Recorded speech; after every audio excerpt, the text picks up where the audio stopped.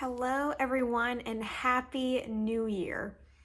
This week for Wellness Weekly, I want to take a pause and really think about and gently criticize our internal drive to make New Year's resolutions. There is one phrase of this time of year that I hear all the time. It's New Year, New You.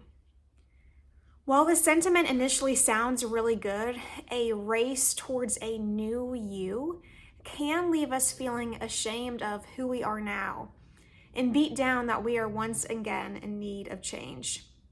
Instead of using the new year to reconnect to our values, we double tie our shoes and race towards this quote unquote better self.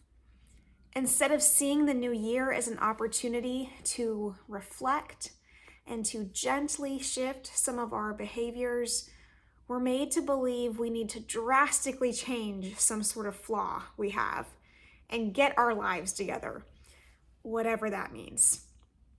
Now, hear me out. I am not against making New Year's resolutions altogether. A new year really is the perfect time to take a step back, to revisit some past decisions, and to determine how you want to move forward this year. Making goals and resolutions can positively impact our mental health and our physical and emotional health. But there are a few guidelines that I would recommend you follow this year in making your resolutions. First, start small. One of the biggest mistakes in making goals is making something too big and therefore unrealistic to maintain. So I'll give you an example. Maybe you want to save more money in 2025. Start small. Instead of drastically reducing or trying to change the way you spend your money, maybe start by cutting back on small things like coffee out or lunches out. The smaller and more specific you can be with your goals, the more likely you will keep them and then have the capacity to build upon them and expand them. My second recommendation is to take ownership of your choices. Let's say your New Year's resolution is to work out 30 minutes a day, 5 days a week. And one day you miss your workout because you decide to go have brunch with one of your friends.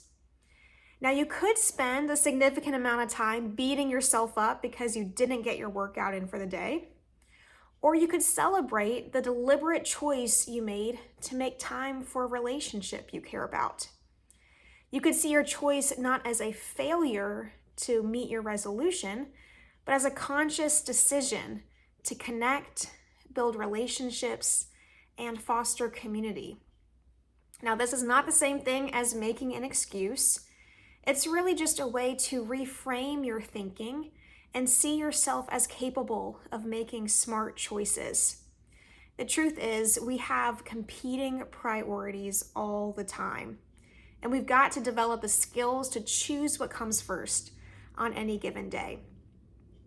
Number 3, for every internal goal, I suggest making one external goal.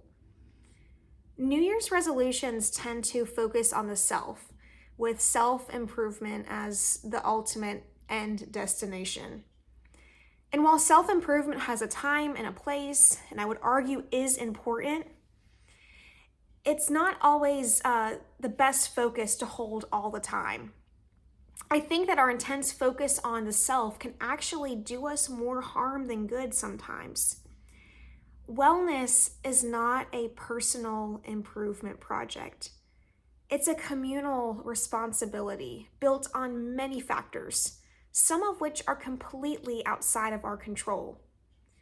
So this year, for every goal that focuses on your own internal needs, I would encourage you to also make a goal focused on the needs of others or those in our community. Studies have shown that the more outward focused and service oriented we are, actually the stronger our mental health is.